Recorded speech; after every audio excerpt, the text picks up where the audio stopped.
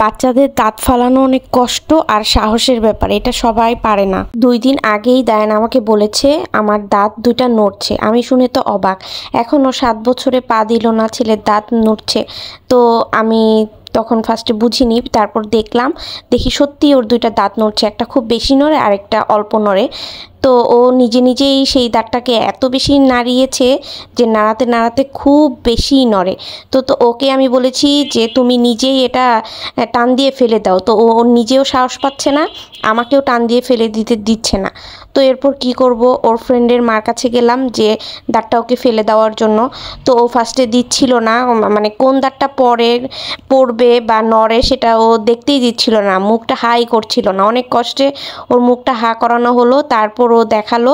তারপর হচ্ছে গিয়ে ওকে তো মানে অনেক টেকনিক করে দাঁত ফালানো হলো। তো ওকে বলা হয়েছে তুমি যদি দাঁত ফেলো তাহলে তোমাকে দাঁত ফেলার পরে একটা আইসক্রিম খেতে দেওয়া হবে। সেই লোভে ও দাঁতটা ফেললো। ও ভেবেছে অনেক ব্যথা পাবে, ব্লিডিং হবে, বাট এত কিছু হয়নি। অল্প একটু ব্লিডিং হওয়ার সাথে সাথে ওকে আমি কুলকুচি করে নিয়ে গিয়েছি ওয়াশরুমে। তো কুলকুচি করার পর তারপর ও এই আইসক্রিমটা খাচ্ছে। ওকে বললাম আরেকটা যেই দাঁত নড়ে সেটা তো অল্প নড়ে, সেটাও তুমি একটু বেশি বেশি নাড়াও, তাহলে আরেকটা আইসক্রিম খেতে পারবা।